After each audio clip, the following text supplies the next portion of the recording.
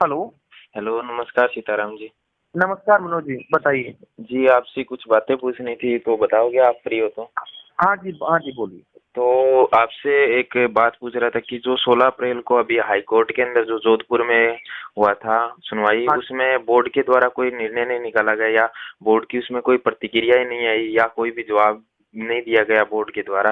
तो उसमें आप बोर्ड के द्वारा क्या निर्णय है या आपके आपके हिसाब से क्या विचार है आपका?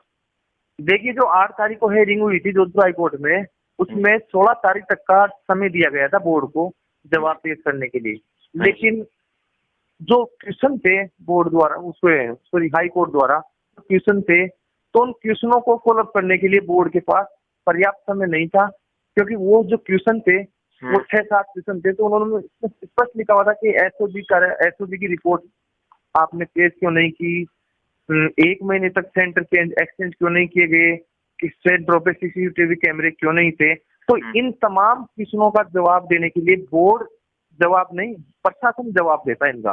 क्योंकि पता न, प्रशासन जवाब इसलिए देता कि ये जो क्वेश्चन थे, जो सेंटर एक्सचेंज का या बोर्ड सीसीटीवी कैमरे का, तो ये जिम्मेदारी कोटा और जयपुर जिला कलेक्टर प्रशासन की थी।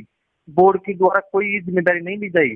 तो इनके जवाब पेश करने के लिए बोर्ड ने कोटा जिला कलेक्टर को और जयपुर जिला कलेक्टर को ही पत्र लिखकर ही वो जो जवाब पेश करेंगे, उसके बाद में ही बोर्ड हाई कोर्ट में जवाब पेश करता। तो इसलिए अभी चुनावों के समय में कोटा जिला कलेक्टर चुनावों में व्यस्त थे, इस वजह से वहां से अभी तक कोई रिप्लाई नहीं आ पाया।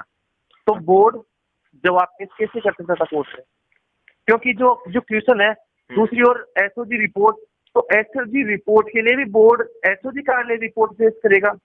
वो जब अपनी रिपोर्ट पेश करेगी बोर्ड को, तभी तो वो हाई कोर्ट में पेश करेंगे बोर्ड वाले।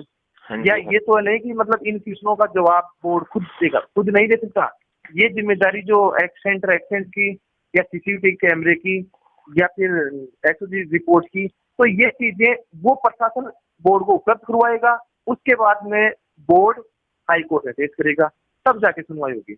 अच्छा, यानी तो कि अभी ये जो 16 तारीख को जो टाइम मांगा गया था जी वो जी जी वो एसओजी की टीम पे डिपेंड करता है।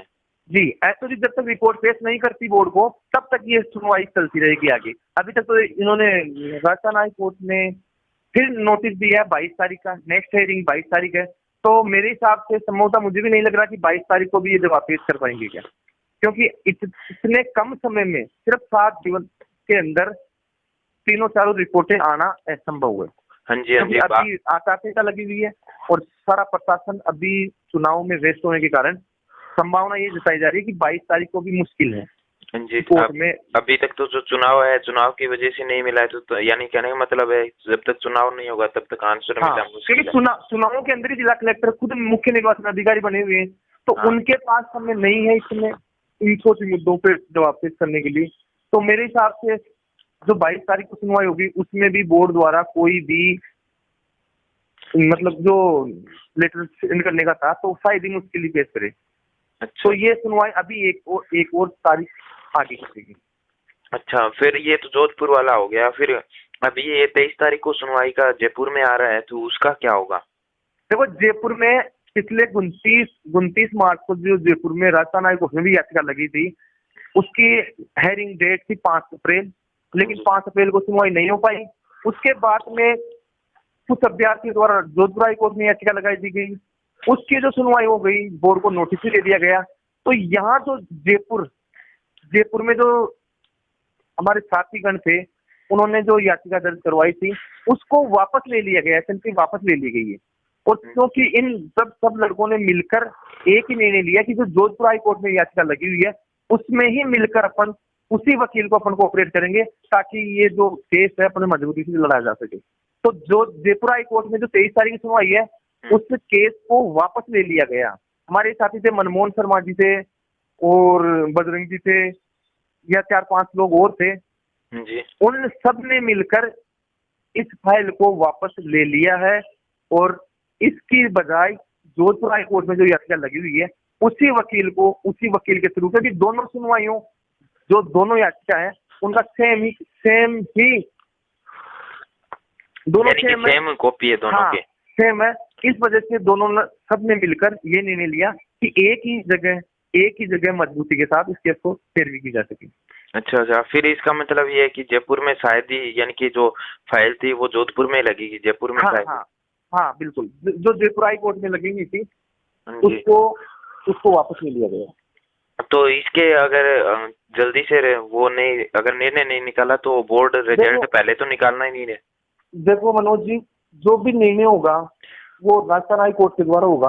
अभी बोर्ड प्रशासन इस संबंध में कुछ भी नहीं कर सकता, लेकिन अभी भी मेरे मतानुसार ये है कि जो अभ्यर्थियों ने जो पेपर दिया था उसके पेपर में सिर्फ समय वेस्ट होगा, सिर्फ समय ही वेस्ट होगा, क्योंकि इसका जो नतीजा है सबके सामने कि परीक्षा का परिणाम ही जारी होगा। जी, वो तो अभी क्या है कि यानी कि कोर्ट करने वाला है, डिपेंड, दूध का दूध और पानी का पानी।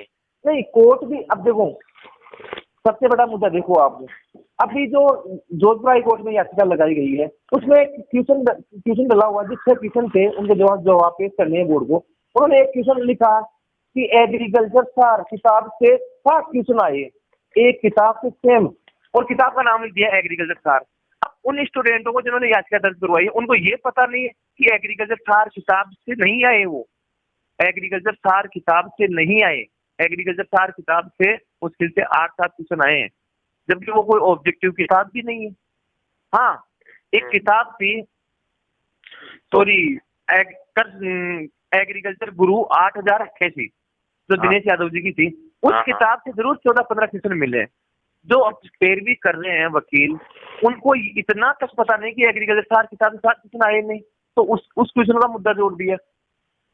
तो ऐसी जो चीजें हैं, ऐसी जो केस को जो मतलब कमजोर बनाने वाली जो कड़ियां हैं, ये सब सबूत पेश करना ही नहीं चाहिए स्टूडेंट्स को। अच्छा, और मैं तो कह रहा हूँ कि स्टूडेंट है जो भी अभी बेचारे 70%, किसी के 80, किसी के 75% बने हुए हैं और वो तरस रहे हैं रिजल्ट के लिए, तो उन स्टूडेंटों को तो मैं यही कहना चाहूंगा कि बस ये है कि ये महीने 1.5 महीने डिले होगा रिजल्ट, और होना जाना कुछ भी नहीं है। कुछ स्टूडेंट सोच रहे हैं कि ये पेपर दोबारा हो जाएगा, रद्द हो जाएगा, तो ऐसा सिर्फ जो याचिका करता है वो सिर्फ उनकी सोच है कि पेपर रद्द हो जाएगा, और होना जाना कुछ भी नहीं है। ना पेपर आउट होगा, ना पेपर रद्द होगा, बस ये है महीने 20 दिन में ये रिजल्ट जारी होगा। तो ये थोड़ा सा डिले हो गया, और इसके अलावा ना तो कोई बोर्ड प्रशासन या कोई सा प्रशासन इसको रद्द नहीं कर सकता। यानी कि जब तक निर्णय नहीं निकलेगा तब तक कोई रिजल्ट निकालने की कुछ बस ये भाई मैंने 20 दिन के ये डिले है, तो ये मैंने 20 दिन डिले हो गया, और कुछ भी नहीं होगा, मेरे मतानुसार बता रहा हूँ मैं। ओके ओके, चलो ठीक है सीताराम जी, थैंक यू। ठीक, ओके।